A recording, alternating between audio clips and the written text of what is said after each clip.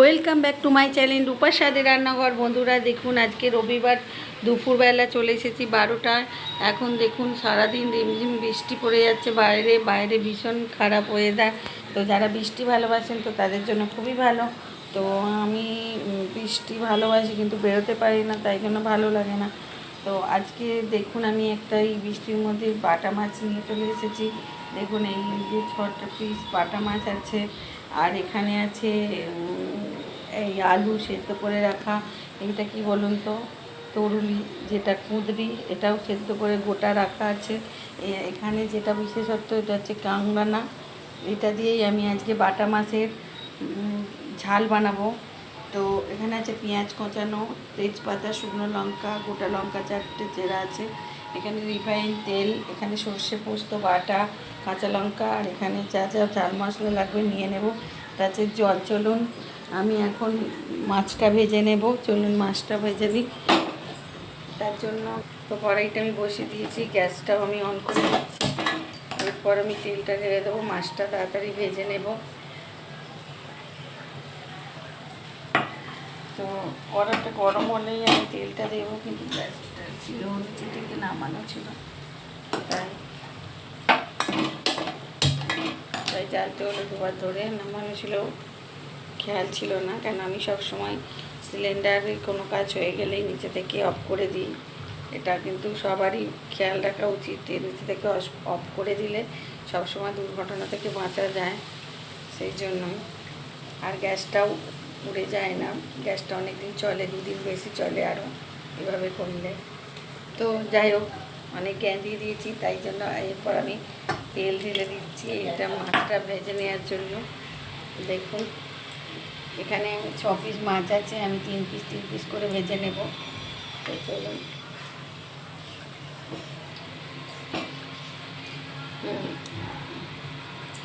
আর এই মাছটা আমার দেখানো হয়নি, তো এখানে এনেই আমার মনে পড়ে গেল। তো এর মধ্যে আমি গোলমরিচ কিছুটা ছড়িয়ে দিচ্ছি বাটা মাছের ওপরে, আর কিছুটা কালো জিরে।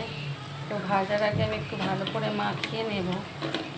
তো এটা আমি করতাম, তো গ্যাসটা জ্বালতে গিয়ে স্কিপ করে গেছি, বন্ধুরা ক্ষমা করে দেবেন। তো গোলমরিচ মাখানো থাকলে মাছটা না খুব সুন্দর লাগে। তো এতে আমি একটুখানি উপর দিয়ে তেলও মাখিয়ে দিচ্ছি, এটাকে রিফাইন তেলে করছি যেহেতু, তো রিফাইন তেলই মাখিয়ে নিলাম। দেখুন এবার আমি কড়াইটা হয়ে গেছে, তো মাছটা দিয়ে দিচ্ছি। মাছের সাইজটা কিন্তু ভালোই আছে দেখুন। এরপর আমি ফিরে আসছি মাছটা উল্টাতে। দেখুন বন্ধুরা, এরপর আমি উল্টে দিচ্ছি, একটা হয়ে গেছে লাল লাল করে। আবার ফুলটা ভেজে নেবো, তাতে পাশে দিয়ে দেবো। দেখুন বন্ধুরা, আমার এবার মাছটা ভালো করে ভাজা হয়ে গেছে। আমি মাছটা তুলে নেব।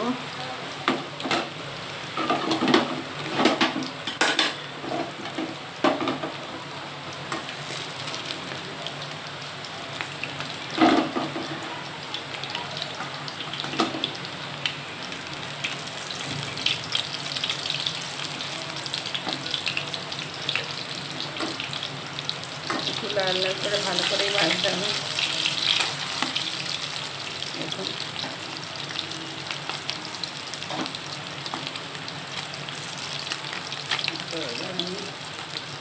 মোটামুটি ভালো করে ভাজা হয়ে গেছে, একটু তুলে নিচ্ছি।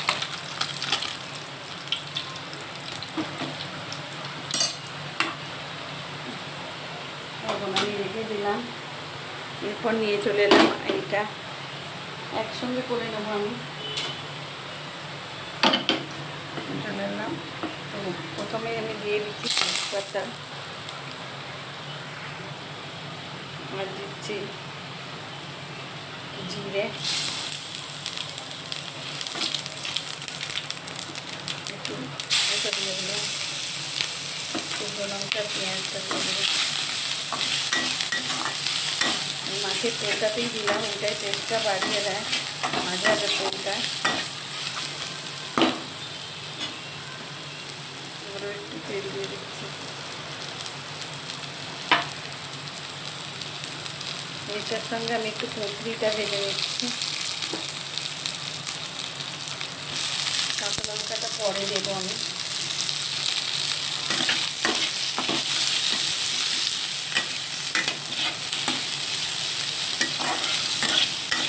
ভালোভাবে কষিয়ে নিচ্ছি, এরপরে আলুটাও দিয়ে দিলাম।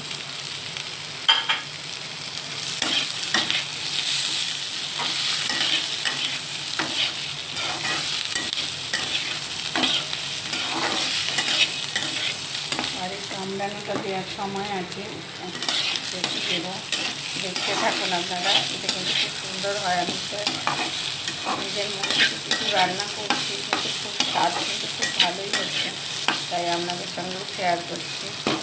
একজন এই কামড়ানো নিয়ে এসে কিনতে পাওয়া যায় বাজারে। এভাবে বাটা মাছের ঝাল করবেন টমেটো না দিয়ে।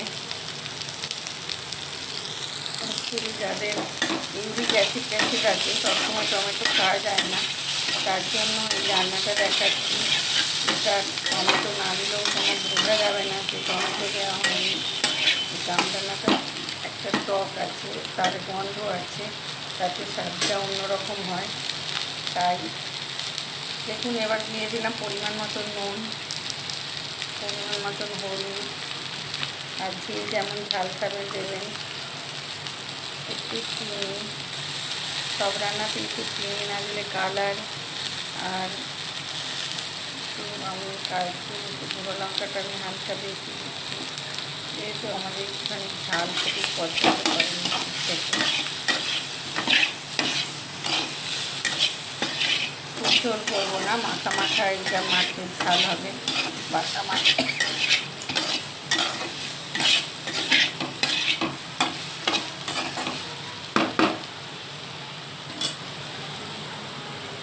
তো এরপরে যেটা দেবো সর্ষে পোস্ত বাটাটা দিয়ে দেবো জলটা, জলটাই দিয়ে দিলাম।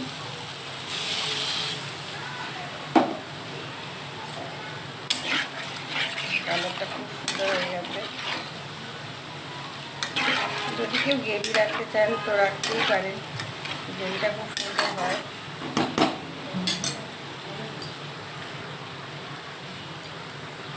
দেখুন বন্ধুরা, জলটা ঢালা হয়ে গেছে, এটা তো মরবে, একটু ফুটবে, তাই জন্য। আর এখানে আমি এই যে কামরানা, দেখুন একটা কামরানার হাফ দিয়ে দিয়েছি। এরপর আমি এগুলোকে দিয়ে দিচ্ছি।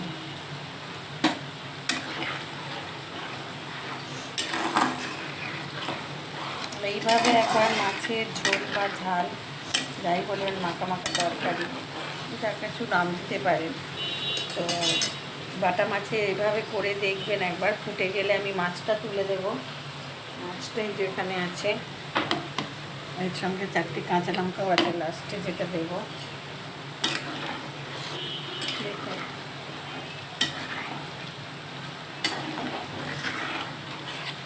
কুঁদরিকে এইভাবে করে দেখবেন, এত টেস্টি হয় কুঁদরিগুলো খেতে। তো অনেকভাবেই করা যায়, কুঁদরি ভাজা, কুঁদরি পোস্ত, কুঁদরির ঝাল। তো কুঁদরি আমরা বলি এটাকে, তরুলিও বলে কেউ কেউ।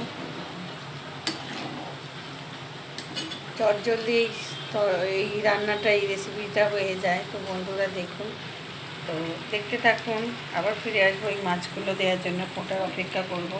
তো দেখুন বন্ধুরা, কামরানা দেওয়ার পর পুরো ফুটে গেছে আর সুন্দর দেখতে হয়েছে। দেখুন, বাটা মাছে তো এমনি সর্ষে পোস্ত দিলে দারুণ হয়, আর এইভাবে একবার করবেন। এই দেখুন, মাছটা আমি তুলে দিলাম।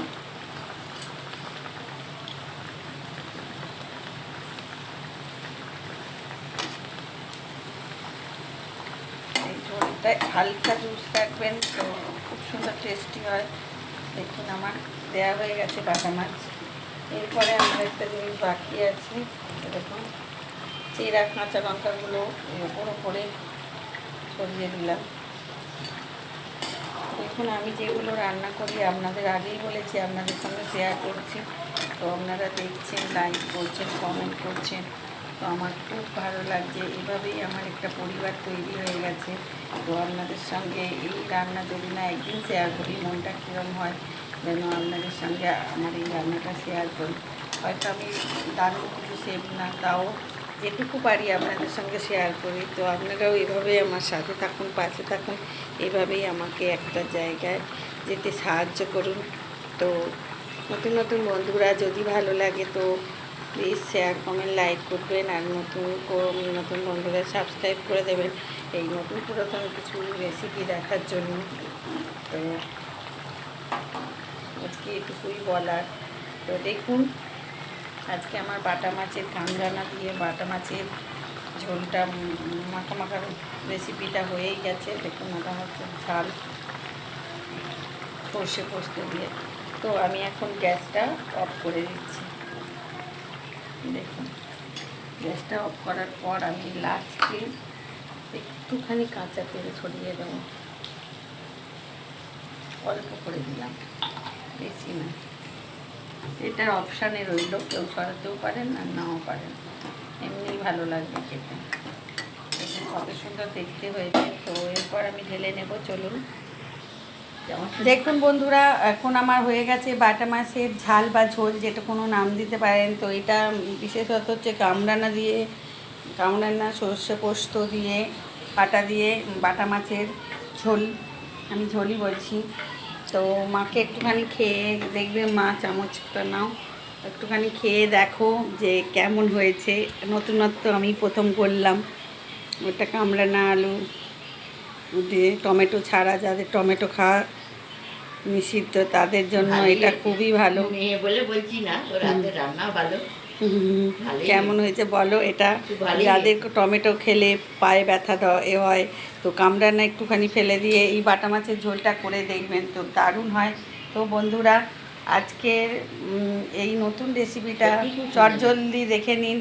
তো মা আমাকে বলছে তো সত্যিই সুন্দর হয়েছে দেখুন। আর তবে সত্যি হয়েছে নাকি জানি না, আর মা তো ভাববেন যে আমার মা বলে বলছে, তা জানি না। বলছি না, ওর রান্না ভালো। এবার তাহলে একদিন এইটা একবার বানিয়ে নিজেরাই খেয়ে দেখবেন। তো নিজেরাই বানিয়ে নেবেন, নিয়ে দেখবেন যে কত সুন্দর হয় এটা। তো যদি ভালো লাগে প্লিজ শেয়ার কমেন্ট লাইক করতে ভুলবেন না বন্ধুরা। এভাবেই আমার সাথে থাকুন, পাশে থাকুন, আমার পরিবার হয়ে থাকুন। তো আজকের মতো টাটা, আবার চলে আসবো অন্য কোনো দিন অন্য কোনো রেসিপি নিয়ে। বাই, বর্ষার শুভেচ্ছা।